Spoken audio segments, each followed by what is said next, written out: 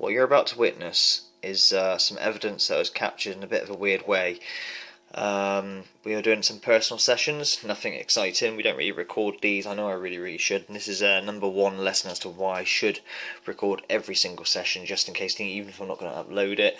A lot of the time, though, I have a flat battery on my phone, if truth be known, and we like listening to the phone at night for YouTube, so it's charging, etc. But getting to the point. In this clip here, we are running a private Spiritbox session, and I decide to bring out Brutus. Brutus, obviously, as you can see by the title, this is going to be the last episode of Order Spiritbox. Brutus is a box I don't really usually use because I haven't tended to got many results, but it's a rare box and it means a lot to me because a subscriber got me from Canada, two Thirtlises who have been there since early days, since the very start, so shout out to them. But yeah, on it I have modified it so it has a dowsing rod on it that can, you know, swing and move if you push it or lightly move it. And what I need you to understand with this evidence, although the Spiritbox doesn't seem to be saying much, it wasn't the 12-150 aka Brutus I was using. I was using my typical 587, sorry. You know, the Holy Grail, the typical Spiritbox that I always use at the time. The only thing I was using on Brutus at the moment was the modification I made on, which I'll talk about through Order Spiritbox session, which starts now. But just for this moment, have a look at this strange piece of evidence. I mean, you can try and debunk it, but it's a bit weird because there's a long period of time where the dowsing rod doesn't move. I ask for it to be moved, and eventually it moves. Nothing has changed in that time. You know, no one's opened a door or opened a window or walked past me to cause any wind or anything like that. It's quite an intriguing piece of evidence, but have a look at it and then we'll start the... Well, it gave me the...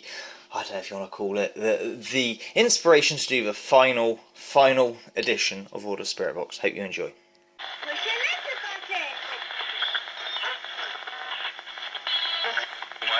Move it, come on, you can do it. I don't know. Come on. If you can move it, move it.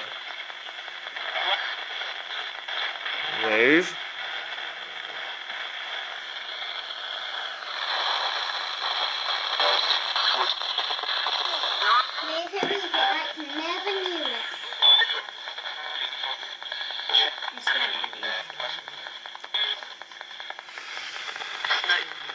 No.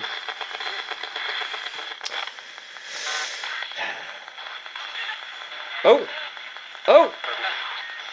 Look! Can you see that? Yeah! It's moving. Yes! Go on, keep going! Keep going! Keep going! No fucking way. I'm sorry, but look! I finally caught something on camera that's moved on its own frickin' accord. I told you stuff moved in our house. Thank you. It was coming up the stairs. I told you, you wouldn't believe me. That thudding on the stairs and stuff. Ignore the Katie, I think that's just that area. Anyway, let's talk about this box. Welcome to the very final episode of Order's Spiritbox session, and what a strung out long series it has been. And whilst the series was never actually meant or designed to capture evidence, but actually just talk about the boxes themselves, well, we have caught a few interesting things that went on. So yeah, the last Spiritbox to go is, of course, Brutus. Wow, what is Brutus? Brutus is a Radioshack 12-150. Look at the size of this thing. So in the next shot, I'm going to bring it out and let's talk about it. Finally managed to clear a space so we can get to Brutus. Wow, Brutus is a Radioshack 12-150. Size of it, I mean, that's why I call it Brutus, because of the size of it. Yeah, I think you can even, you know, put it flat down in one of these desks, but as a whole, it's clearly for industrial use, commercial use, as opposed to home use as such. I don't really use Brutus much because I haven't really got a lot on him, really. AM is a bit funny. Unfortunately, I've snapped the aerial off, but you can, on the back, I can show you this, wire your own aerial and stuff for the back. I actually use it more as a personal radio, if anything else, which is beautiful in that sense. It is a good radio rather than a Spiritbox. A lot of people actually capture some good things through the FM on this, but obviously my FM, my area is a bit naff.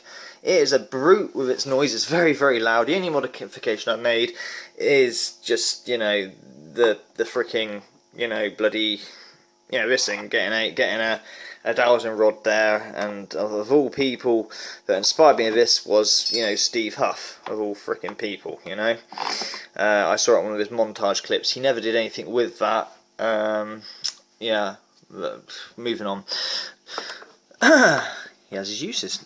So here's the power. That was a long time ago. Of what happened here, and she was arrested last summer on suspicion very of loud. the I only murder have to turn it down. babies and the Bass, attempted treble. murder of another 6. Volumes on the side. Okay, volumes on the side there. So, as a Spiritbox, what is it actually like?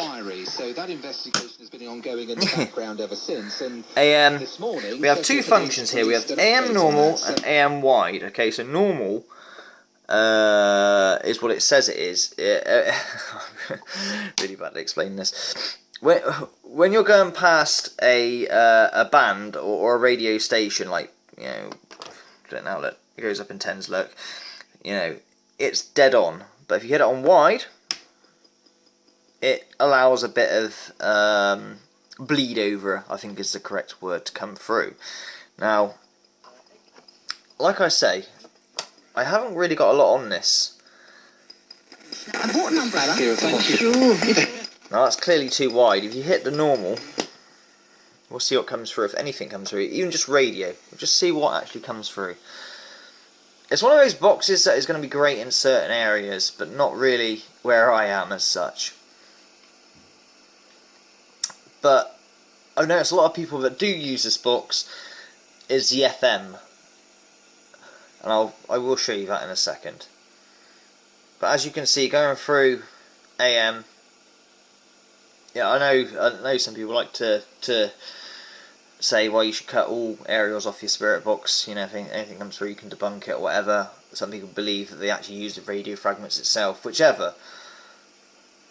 I suppose you could say if something comes through now, it couldn't be just radio because nothing is coming through. So you could class it as an absolute box. Click it onto wide, let's see what happens.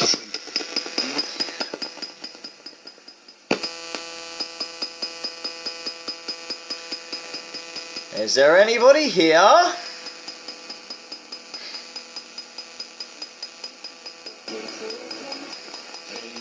Got to get some game time though. A lot of bleed over. Bleed over seems to be useless with this kind of thing. This is your bass and treble. So as you can see, it's yeah. Okay, let's move on to the FM part then. So this also has a weather channel. Now, Jesus Christ, Brute. In England, this doesn't do anything. This is an American function, but the thing is from America, look.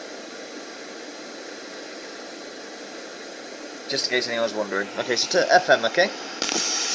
We're going to get a lot of bleed over here, but this is where most people collect their sessions from this. I have seen some pretty cool sessions via this box on FM. I've snapped the air, unfortunately. You can get another one, but... Weird. yeah, very weird. Is there anybody here? That's radio, I'm pretty sure, but you know.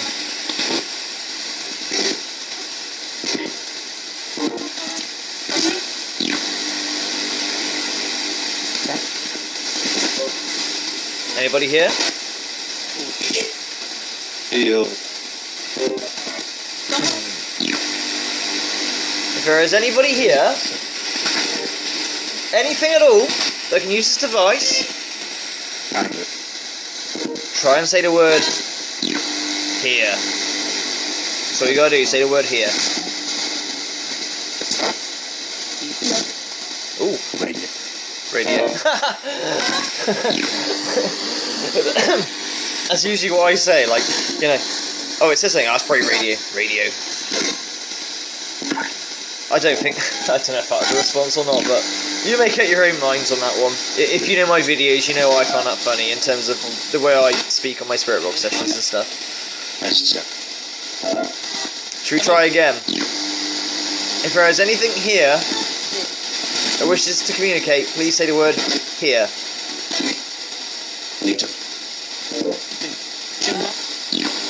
Say here. Nobody here? Anyone need help? Say help me. Anyone at all?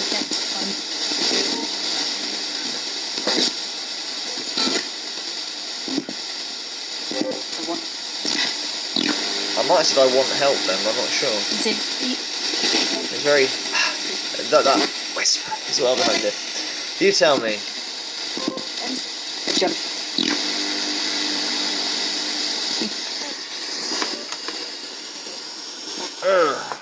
And that's about it. There's not really much to say, really. It's a Spiritbox. It's a huge thing.